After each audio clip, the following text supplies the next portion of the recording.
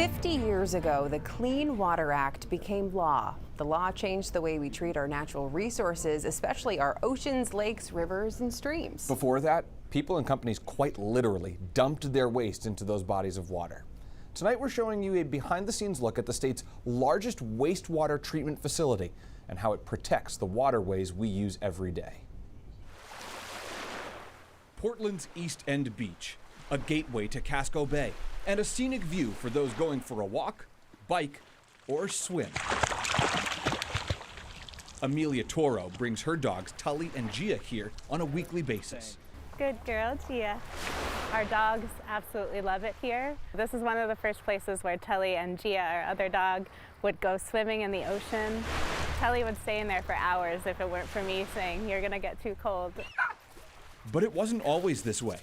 In 1963, the city of Portland closed the beach due to severe pollution from raw sewage. It's sad to hear that a place as special as this could have been so different. In 1980, the city reopened it, saying water quality was now safe enough for people to swim at the beach once again. So what changed in that time? The Clean Water Act. The Clean Water Act recognized that something had to be done to manage that pollution. The act became law in 1972.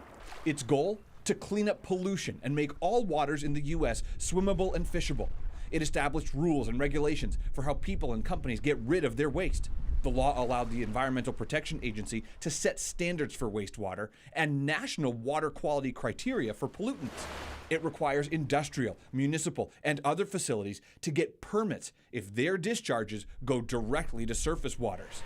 Facilities like the Portland Water District's wastewater treatment plant on the East End. I think the most important part of the Clean Water Act was the fact that it helped provide funding for facilities such as this to be built. And the architect of this landmark legislation? Former Maine Governor and U.S. Senator Ed Muskie.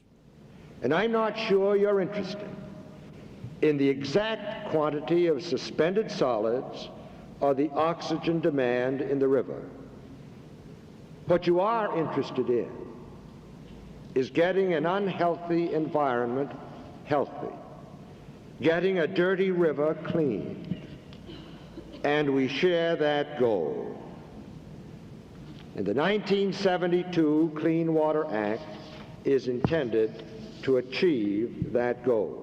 He chaired the subcommittee on air and water pollution and became the Senate's leading authority on the subjects. Muskie and his team largely shaped the bill that became law in 1972.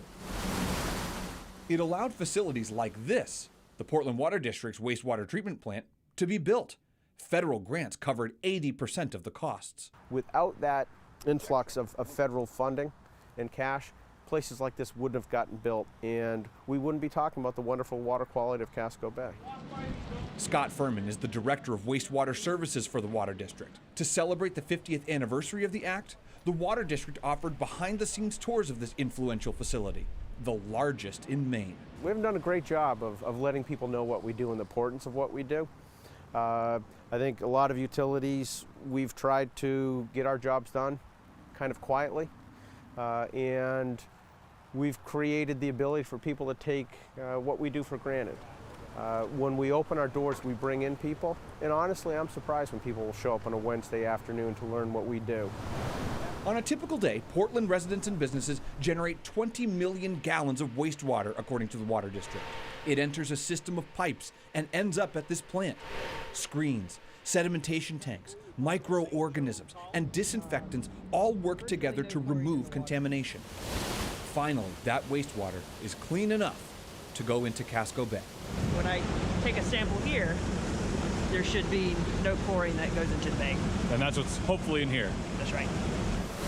And that when they want or need to make improvements, that comes with a cost. When we spend $1 towards infrastructure, people start to understand the value of that, and not only hopefully are they willing to pay it, but they want to pay it.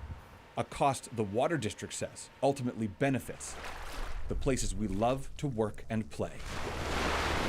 I'm grateful to have an open space like this for us to come, for so many people to come. It's just a peaceful, fun spot. So tomorrow, the Portland Water District is observing Imagine a Day Without Water. The goal is to highlight how water is precious and essential to life, and why the systems that protect and deliver clean water deserve constant maintenance and reinvestment.